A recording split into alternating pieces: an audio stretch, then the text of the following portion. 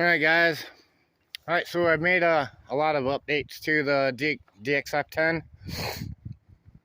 Alright, so first thing you'll probably notice is I hard mounted the filter to the ash bin. The hoses had to go.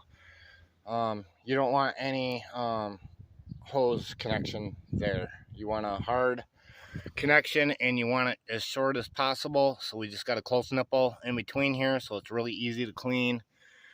And then what we did is we used 1.5 inch Camlocks connectors to disassemble the filter system, and those have high temp gaskets installed. So this one does get pretty hot, but this barrel pretty much knocks the heat out of it. And then this one's not such an issue, but that one still has a high temp seal.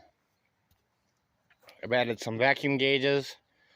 So this one here tells us the vacuum on the gasifier.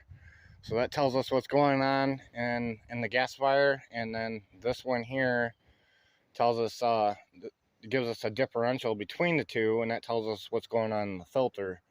So once you start seeing a differential, then that tells you that your filter is starting to get dirty.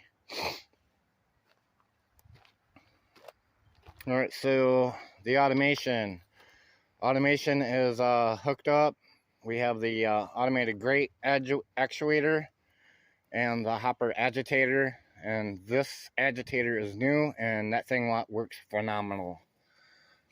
This doesn't vibrate the hopper. This vibrates a hoop ring that's installed.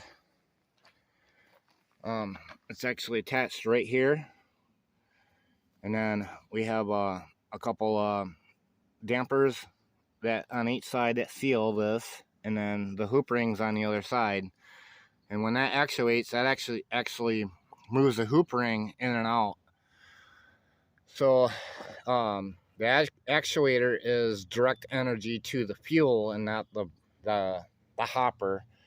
You know, when you vibrate a hopper, it causes other issues throughout the process, because you're putting that energy into the entire machine instead of just the fuel. So, and this is doing a great job because it's breaking the fuel up right where it bridges. So we pretty much put that to bed. I mean, it works awesome. So inside the control box is just a couple simple timers. You can buy them on Amazon, eBay, a number of places. If you can program a VCR from 1984, you can program one of these boards. They're stupid simple. There's 4 buttons. One's a mode, one's one is a settings button, and then the other 2 are up and down, so that you can change your values. So they're really easy to use. And then the other thing is our AFR system. This is the next generation.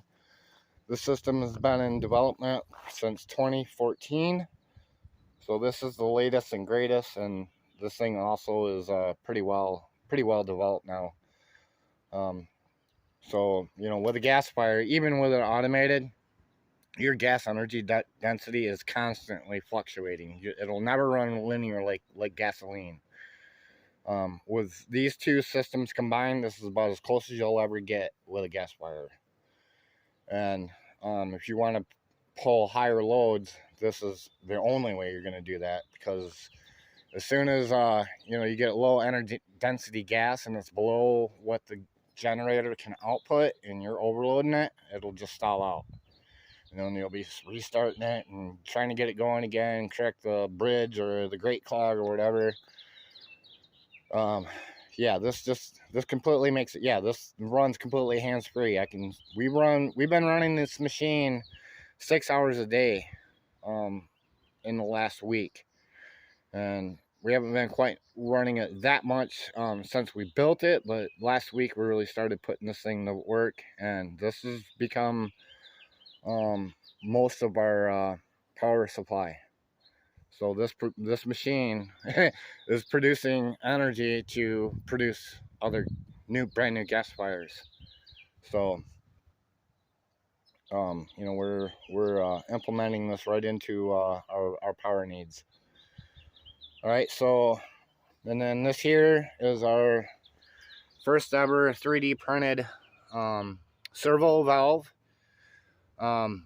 This is much better than what we used to do. We used to convert a butterfly valve from McMaster car, and they're really stiff, and it's really difficult for the servo to move it, and eventually the servo gets wiped out because it's just too much for it. So with this, it's a free.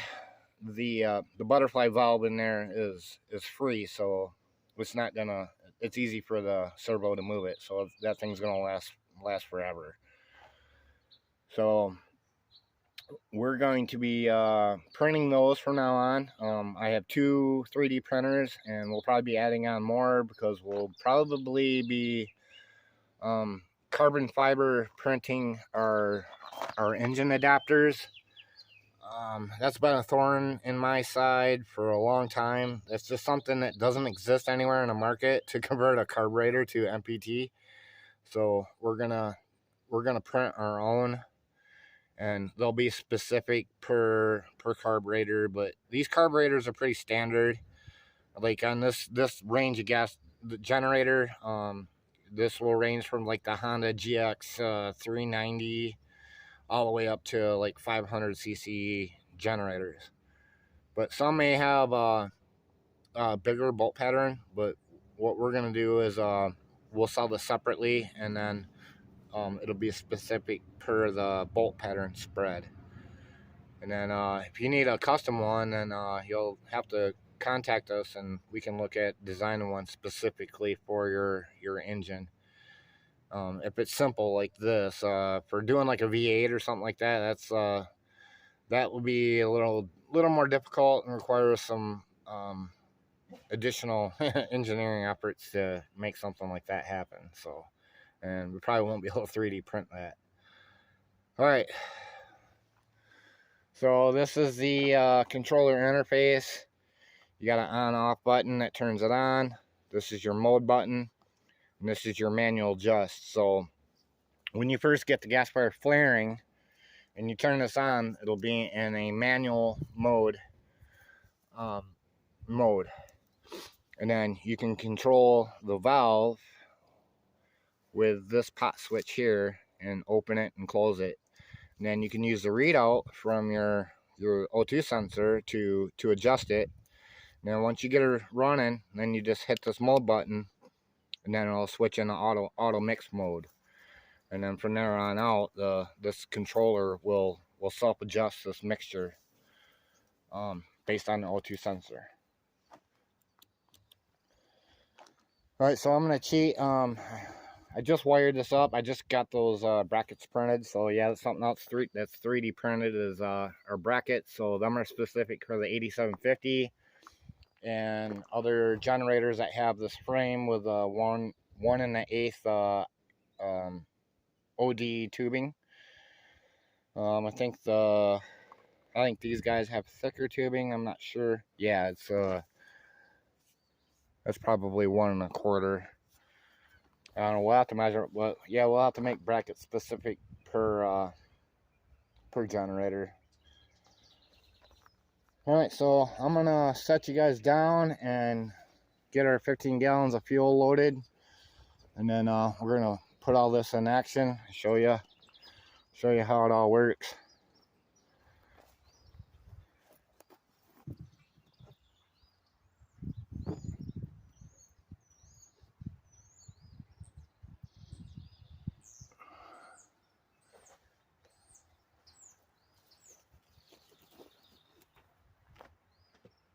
Oh, the ass clean out.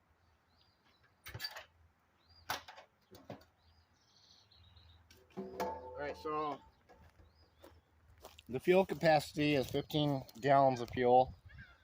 The way I have it set up now, you have to clean that out every 2 hopper loads. So, and that's about 5 hours of run time. So that's actually pretty good for such a small gas fire to do that.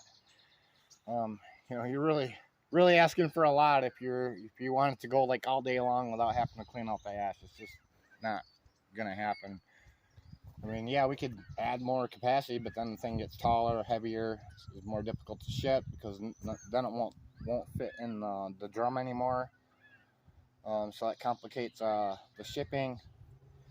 So, I mean, 5 hours of runtime, that's pretty good. So we're not gonna change that. However, we may change the ash bin designs to get rid of the stilts. We may custom build that so that it looks more like the older DFX charcoal unit. So, but that's in the future. What else is? Oh, the output. Okay, so at 100% duty cycle, this machine will output, with the automation, it'll output about 2 kilowatts. You might be able to push it farther than that, but the generator may lag. And you really don't want that because if the generator's lagging, then it's not pulling on the gasifier. And if you're not pulling on the gasifier, then it's possible that you may not drive it to tar cracking temps, and then you may make tar. Basically, when you're running on the gasifier, you want your engine running at its intended running RPMs and never below that. So you want to maintain that. Now, that's not to say that it can't produce more than that, like the WEN chipper or the log splitter. That has like a 6, I think it's like 6 kilowatts starting. So to start that motor on that, it's got a 2 horsepower motor. So yeah, it's pulling 6 kilowatts to start it, and it can run that no problem.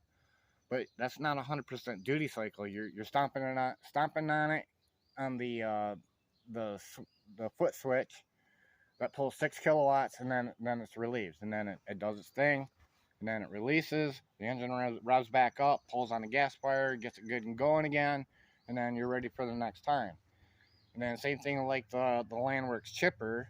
Even though that's half the engine as the Predator, it's running at 3,000 RPMs. So you're throwing a piece of stock in there, it chips it up, and then it might bog down a little bit, and then it revs right back up, and then it gets going again, and then you're off getting another piece to throw in there. So it's gonna work. But when you're pulling a constant load, that changes things. So with wood gas, with that size generator, and I don't care who makes it or what gasifier you're gonna run, wood gas doesn't change that much. That's what you're gonna be able to pull. It doesn't matter who makes it. There's wood gas is wood gas, and that machine makes pretty good gas. So unlikely you're gonna find anything better. So anyways, I'm gonna fill this thing up and get this thing fired up.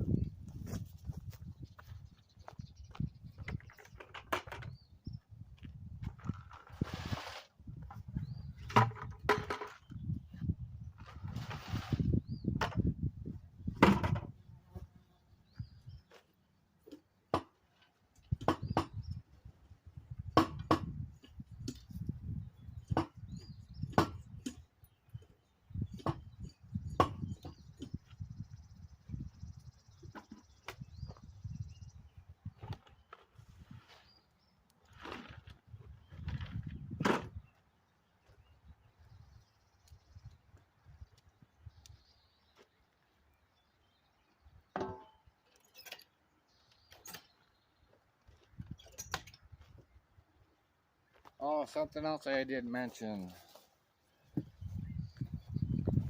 I had to add a shutoff valve here because our 3D printed valve isn't going to seal, and that's really not what it's not designed to do. It's designed to meter your airflow in.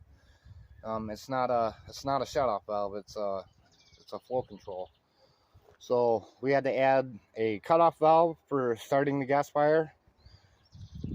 So just wanted to note that real quick.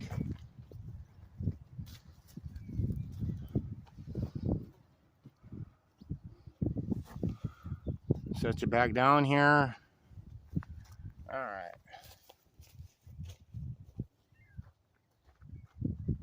We're going to open our clear cut valve, ignition port plug.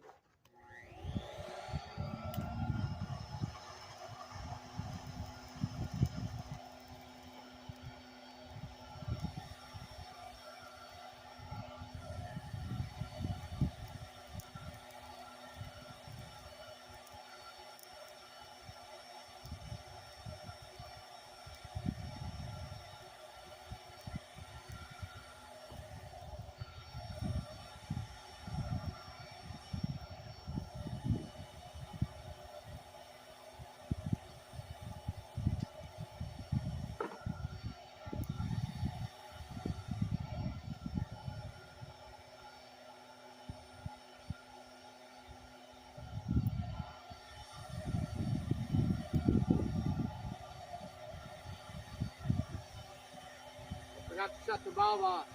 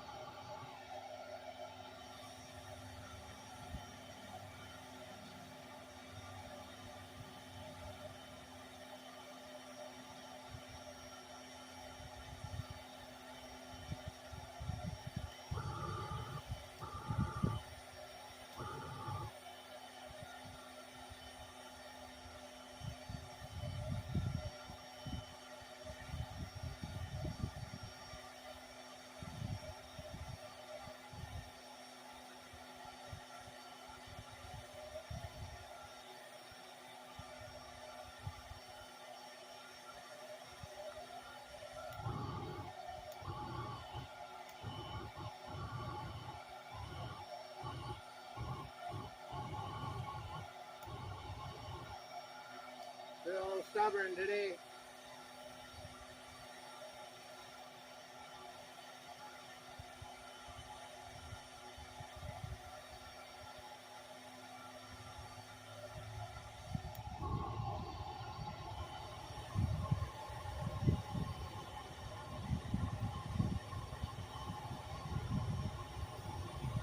Alright, so you can see how clean this machine's flaring. You can't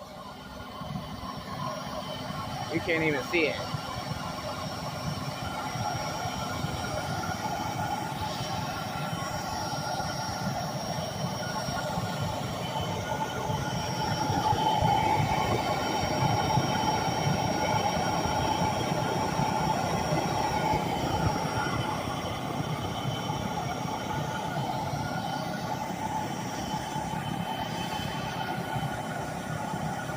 Alright guys, so I'm going to switch over to engine mode and then I'll set you guys down and we'll get this thing fired up.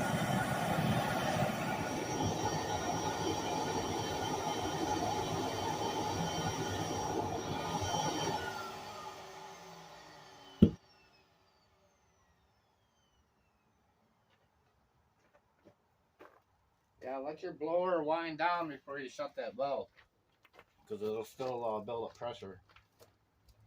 Alright, so I can plug in my power supply. Normally, you probably have this wired into your battery of your generator. So I'm going to power this up. I'm going to make sure my valve is all the way closed. And make sure our valve's open. And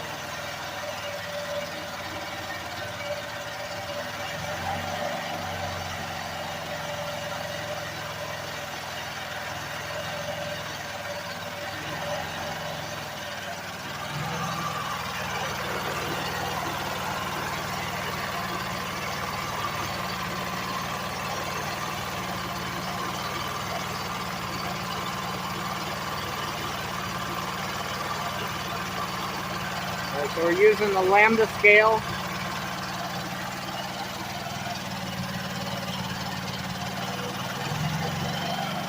We want to get warmed up a minute.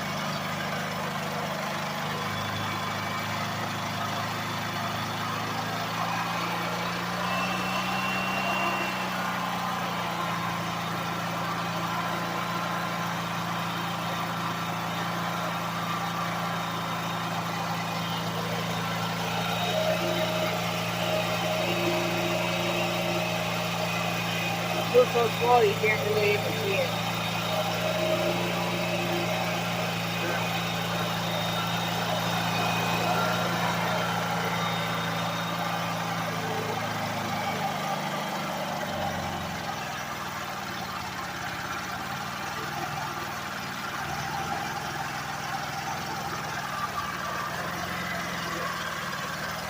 So it'll take a minute for it to get warmed up. Right now we're trying to pull 2 kilowatts. The battery bank or battery chargers are on. So eventually, once it gets warmed up, she'll take it. Alright guys, so anyway, this is DXF-10 update. Maybe we'll come back here once she's up and running. Once it's good and warmed up anyway. But at least want to show you how it should be running. Right now it's running, it's cold. But this is the reality of this. This is what you should expect.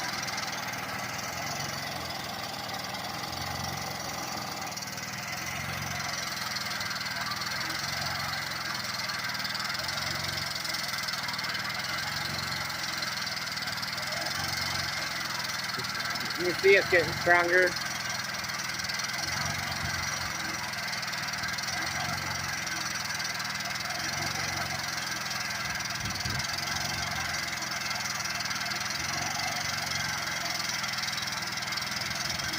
I'm going to take the load off.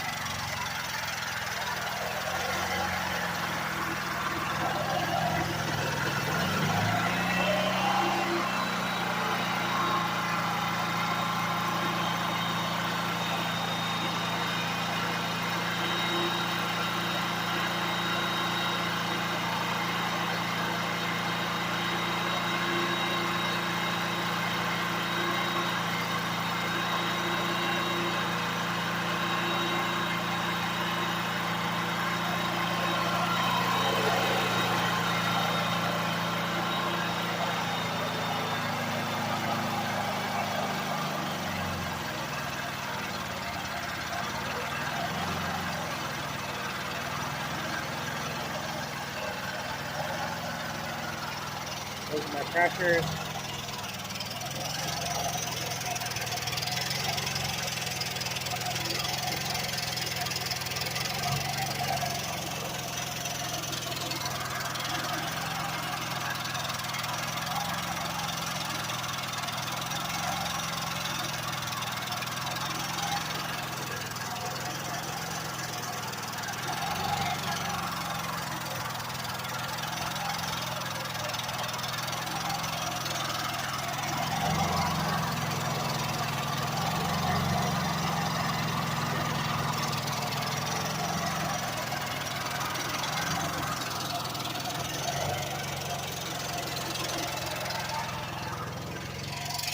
Yeah, I'm going to actuate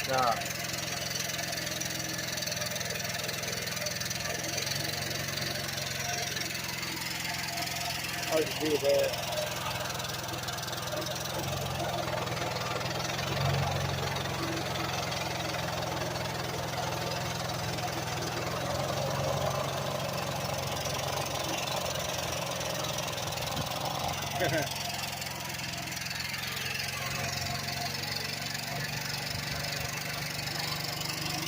Ah, there you are.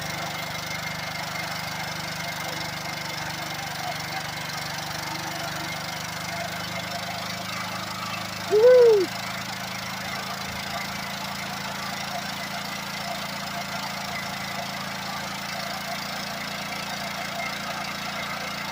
Yeah, now imagine doing this without automation. You'd have to literally sit there and adjust that valve until it got going.